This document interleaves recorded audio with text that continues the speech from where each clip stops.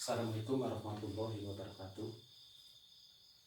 Kepada beliau Bapak dosen Inovasi Pendidikan Bahasa Universitas Muhammadiyah Purwokerto, beliau Bapak Gufur Konbul Aziz, teman-temanku semuanya dari Pendidikan Bahasa dan Sastra Indonesia Pasca Sarjana semester 2 yang berbahagia. Pada siang hari ini saya diberi waktu untuk membawakan yang berkaitan dengan mata kuliah Inovasi Pendidikan Bahasa. Kebetulan yang saya pelajari, yang saya sampaikan pada sore hari ini berkaitan atau membuat judul atau memberi judul Agen Perubahan atau bahasa Inggrisnya The Change Agent.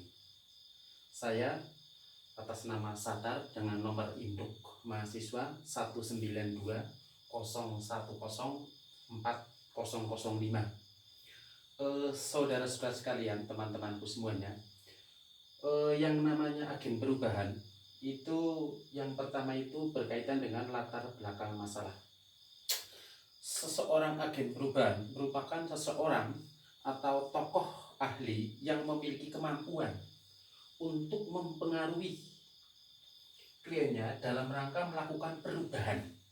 Perubahan apa? Yang sesuai dengan yang diharapkan oleh kita semuanya. Nah, perubahan-perubahan itu sebenarnya salah satu dari tujuan seorang agen perubahan. Seorang agen perubahan itu mempunyai tujuan untuk merubah sesuatu yang tadinya dikatakan masih tradisional dirubah menjadi lebih baru atau lebih modern. Tuntutan perubahan juga disebabkan oleh karena adanya perkembangan situasi global yang mempengaruhi setiap lini kehidupan berbangsa dan bernegara, baik di dalam kehidupan sosial, ekonomi, politik, dan budaya termasuk juga di dalamnya. Perubahan merupakan suatu fenomena yang pasti terjadi dan akan terus terjadi selama kehidupan di dunia ini masih ada, selama kegiatan-kegiatan manusia yang ada di dunia ini masih ada. Perubahan pasti akan selalu terjadi, pasti akan terjadi.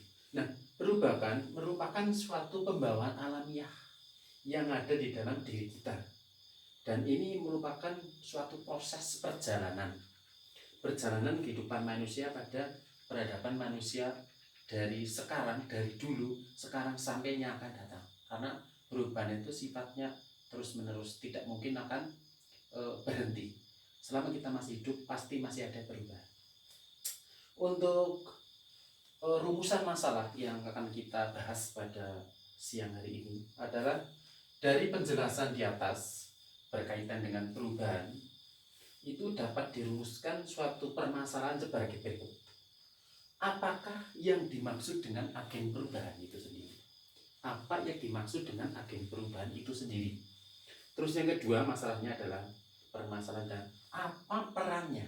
Peran agen perubahan di dalam kehidupan kita, di dalam kehidupan masyarakat berbangsa dan bernegara. Karena agen perubahan mesti mempunyai peran yang sangat vital, yang sangat penting di dalam kehidupan kita di dunia ini. Karena sesuatu bila mana berubah pasti akan lebih baik atau lebih maju. Terus tujuan dari makalah yang saya buat atau yang saya lakukan pada sore hari ini adalah dari tujuan masalah tersebut, dari rumusan masalah kita dapat mengetahui dan memahami apa itu agen perubahan, termasuk juga agen perubahan itu perannya di dalam kehidupan kita. Kita nanti akan tahu bahwa agen perubahan mempunyai peran seperti ini. Untuk pembahasannya pada siang hari ini yang berkaitan dengan agen perubahan dalam bab ini adalah tentang peran agen perubahan. Peran agen perubahan di dalam masyarakat atau hubungan komunikasi dengan klien. Karena yang namanya agen perubahan ada yang sifatnya untuk membuat perubahan, pasti ada klien yang akan dirubah. Jadi ada orang yang melakukan perubahan, ada klien yang akan dirubah. dan berbagai disfungsi strategi yang dapat digunakan untuk mengubah perilaku klien.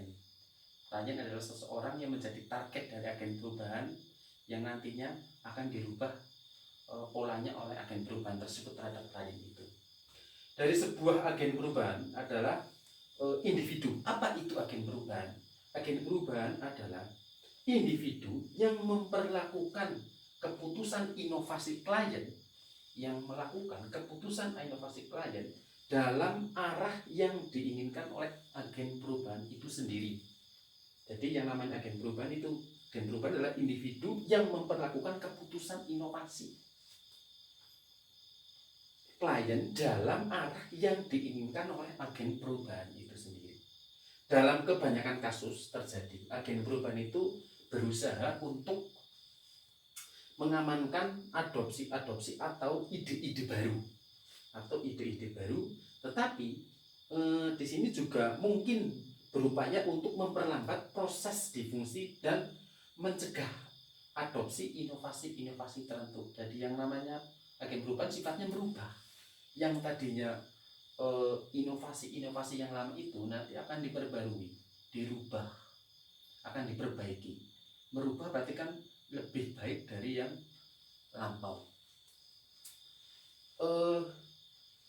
Keuntungan khusus dari pembantu dalam kegiatan atau menjembatani kesenjangan heteropili antara agen perubahan profesional dan klien pertama kali itu direalisasikan di Indonesia. Ada beberapa agen perubahan yang terrealisasi di Indonesia. Di antaranya yang jelas sekali di Indonesia adalah kegiatan yang namanya keluarga berencana. Keluarga berencana. Dan di Asia itu ya, termasuk Indonesia, termasuk di Asia juga. Dan di Amerika itu ada juga yang berorientasi mengatasi kemiskinan. Itu di Amerika ada agen perubahan yang fokusnya itu mengatasi kegiatan kemiskinan. Salah satu peran utama agen perubahan adalah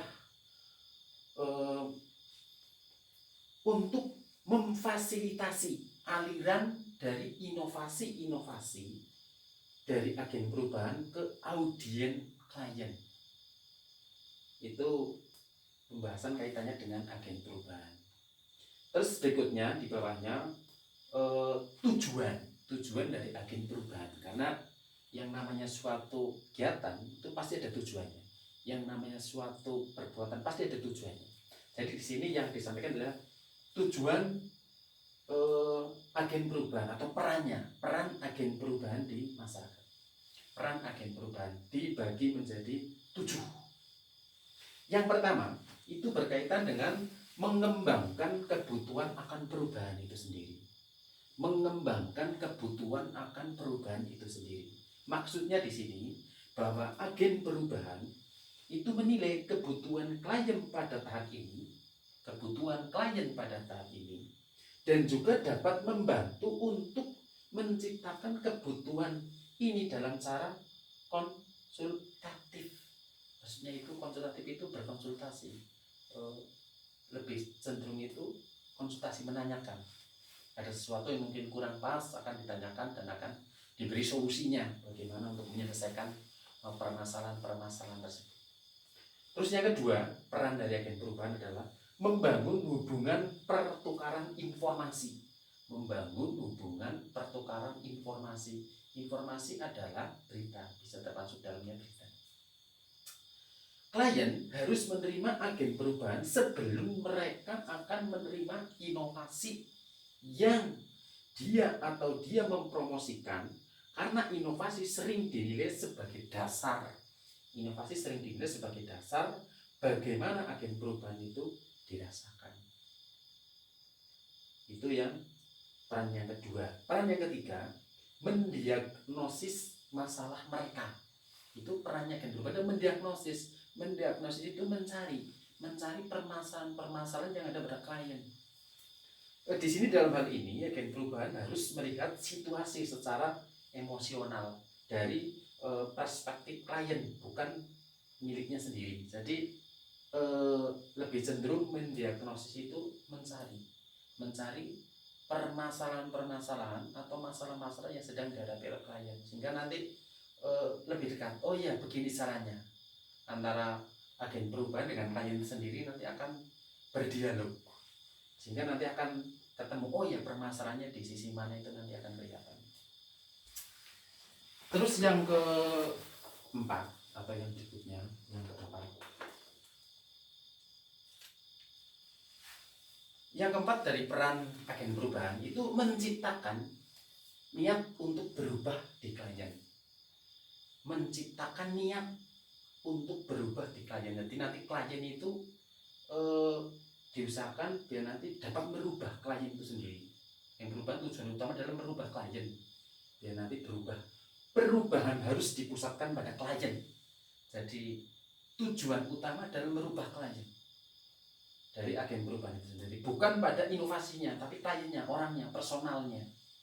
Bukan inovasinya, inovasi itu ilmunya, tapi pada orangnya dulu. Orangnya nanti kliennya itu dirubah dulu, pola pikirnya dirubah dulu, baru nanti klien bisa inovasi-inovasi yang ada pada agen perubahan bisa dimasukkan ke dalam klien itu sendiri, yang berfokus pada masalah klien.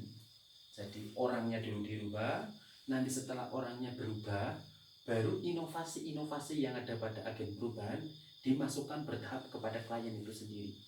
Karena biasanya kalau orangnya sudah dekat dengan kita, contoh soal yang lebih mudah itu, orang sudah dekat dengan kita, nanti kita bisa untuk memasukkan semua hal yang berkaitan dengan apa yang kita inginkan terhadap klien tersebut. Jadi tidak mengalami kesulitan kita nanti. Yang kelima, menerjemahkan niat menjadi tindakan. Niatnya apa? Kita punya niat dulu. Setelah niatnya kita punya, kita pikirkan untuk menjadikan niat itu menjadi tindakan. Setelah kita niat, kita harus bertindak. Oh, bagaimana caranya? Dan nanti kita lebih jitu, lebih pas, lebih tepat pada sasaran klien itu sendiri. Di sini agen perubahan berusaha mempengaruhi perilaku kliennya. Perilaku klien itu dirubah dulu sesuai dengan rekomendasi berdasarkan kebutuhan klien. Kita berpikir kalau kita akan masuk kepada seseorang klien, kita lihat dulu situasi orang tersebut. Dia itu sedang butuh apa? Klien itu sedang butuh apa? Nanti kalau klien itu sudah tahu, kita sudah tahu kebutuhannya dia, kita masuk, kita beri bantuan kepada dia. Otomatis tidak langsung setelah dia menerima bantuan kita akan lebih mudah. Dia akan lebih dekat dengan kita. Untuk sifatnya merubah itu nanti lebih cepat bagi kita. Yang keenam, menstabilkan adopsi dan mencegah penghentian. Yang dimaksudkan di sini caranya adalah mengarahkan penguatan pesan untuk klien yang telah mengadopsi sehingga membakukan yang baru dari tingkah laku itu. Jadi nanti menstabilkan adopsi dan mencegah penggantian. Adopsi itu nanti lebih mudah kalau kita sudah adopsinya sudah lebih stabil atau lebih tidak sudah stabil, tidak begitu goyang lah, kan seperti itu. Yang ketujuh, mencapai hubungan terminal. Yang dimaksud di sini mencapai hubungan terminal adalah agen perubahan harus berusaha mengembangkan kemampuan klien untuk menjadi perubahan mereka itu sendiri. Sekali lagi, bahwa agen perubahan harus berusaha mengembangkan kemampuan klien untuk menjadi perubahan mereka sendiri. Kemampuan klien itu nanti kita gali biar mereka berusaha untuk mengembangkan kemampuan dari klien itu.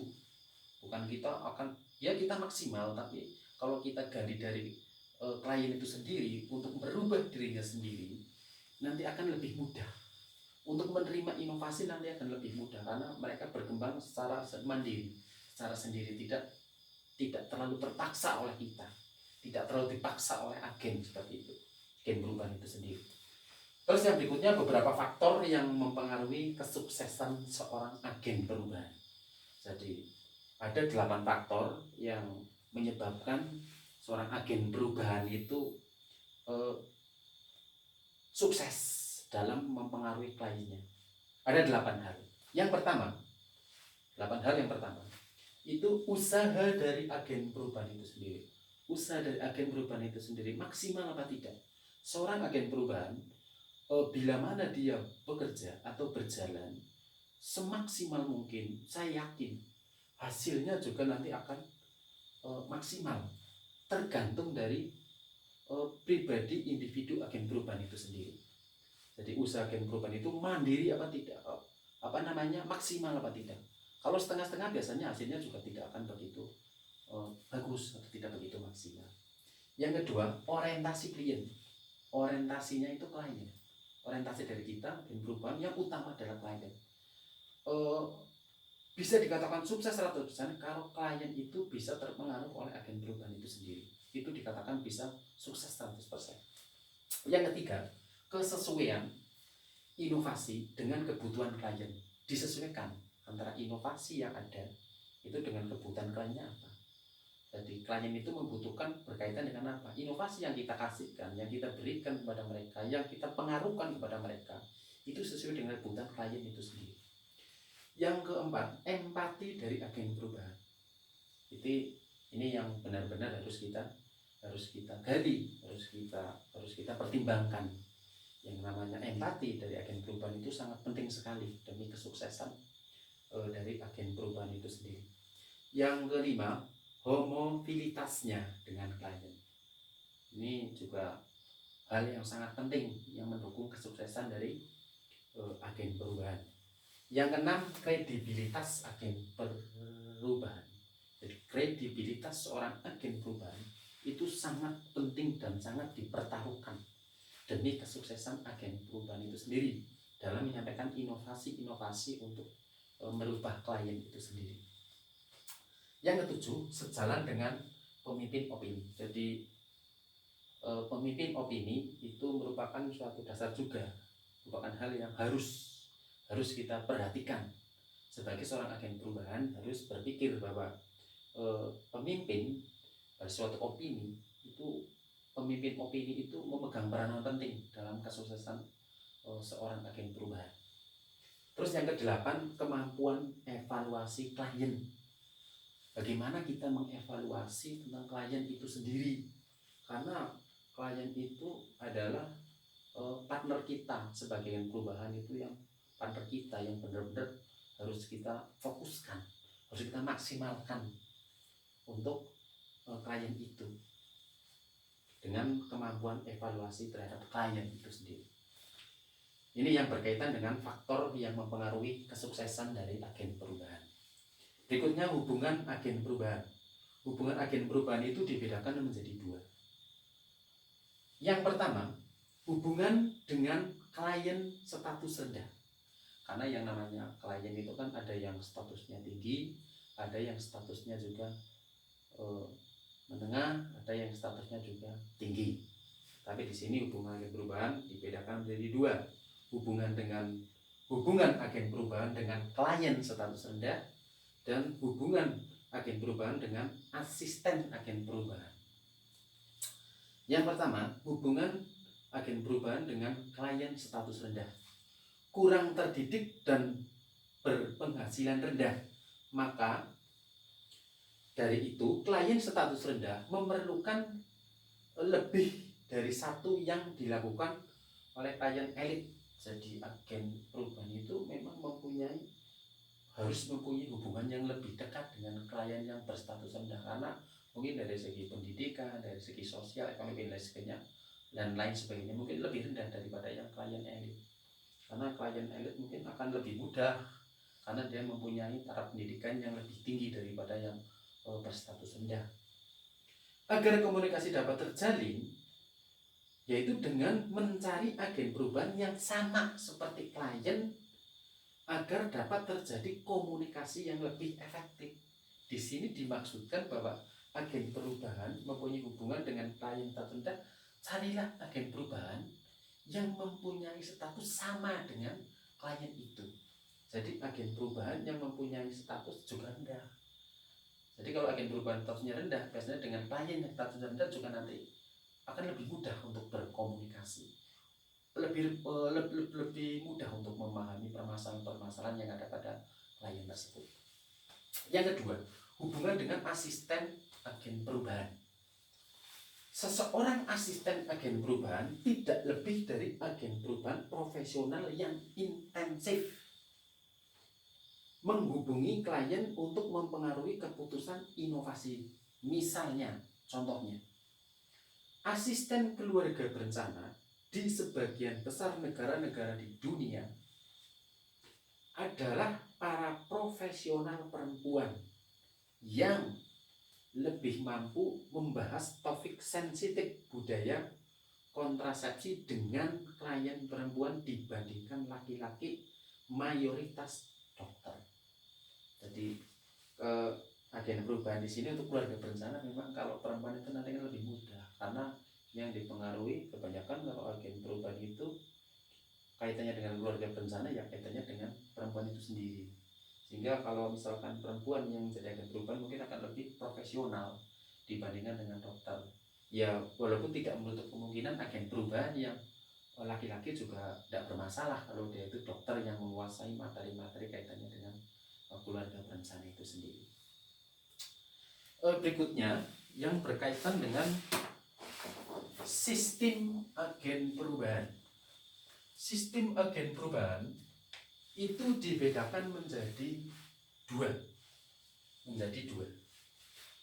Sistem agen perubahan dibedakan menjadi dua, yaitu yang pertama sistem sentralisasi atau biasa disebut sentralisasi sistem. Terus yang kedua sistem desentralisasi atau biasa disebut desentralisasi sistem. Yang pertama sistem desentralisasi.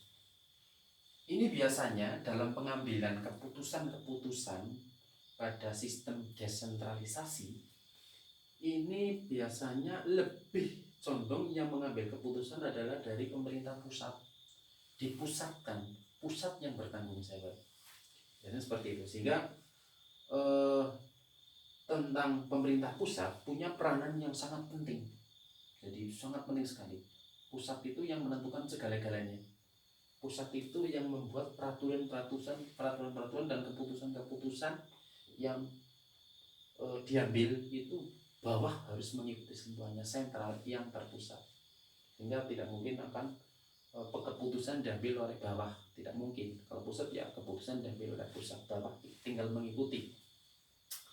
Terus yang kedua, sistem desentralisasi. Ini berkaitan dengan pengambilan keputusan biasanya dilakukan secara bersama-sama dengan masyarakat yang akan mengadopsi suatu inovasi tersebut.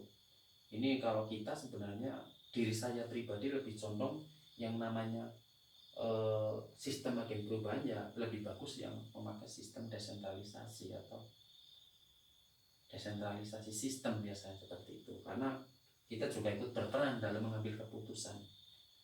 Bukan hanya pusat saja, tapi semua masyarakat itu mempunyai peran dalam mengambil suatu keputusan yang nanti keputusan itu akan dilakukan atau akan digunakan oleh kita bersama.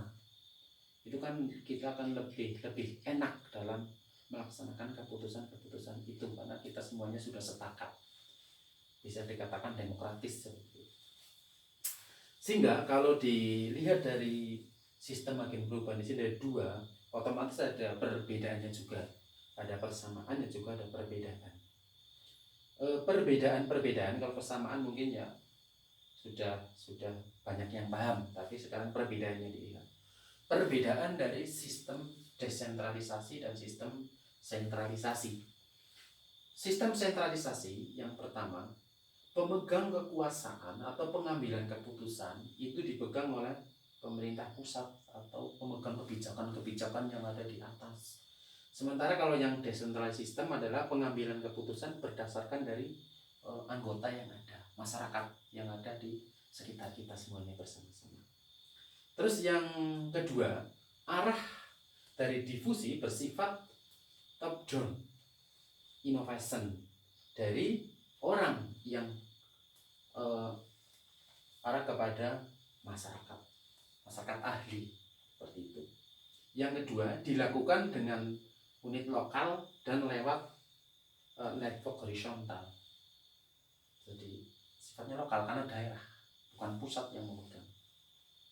Yang ketiga, sumber inovasi berasal dari orang-orang yang ahli. Karena pusat namanya pusat, mungkin orang-orang ahli sudah bisa langsung dikumpulkan. Begini orang-orang pusat itu yang orang-orang pintar yang sudah mengambil inovasi tersebut, yang membuat inovasi tersebut. Kalau yang desentralized system, inovasi berasal dari pengalaman dan uji coba yang dilakukan oleh inovator lokal dari daerah yang melakukan uji coba, yang mempunyai pengalaman itu dari inovator lokal. Orang lokal itu sendiri, daerah-daerah sendiri, bukan dari pusat langsung. Terus yang keempat, untuk yang sentralisasi sistem, keputusan mengenai pendifusian inovasi dilakukan oleh pemerintah pusat, oleh pemerintah. Jadi keputusan mengenai pendifusian inovasi dilakukan oleh pemerintah. Itu yang sentralisasi sistem. Kalau yang desentralisasi sistem, unit lokal yang memutuskan terhadap inovasi tersebut. Jadi yang memutuskan itu kalau desentralisasi sistem itu unit lokal, daerah itu sendiri yang memutuskan. Yang kelima, inovasi berdasarkan pada perkembangan teknologi.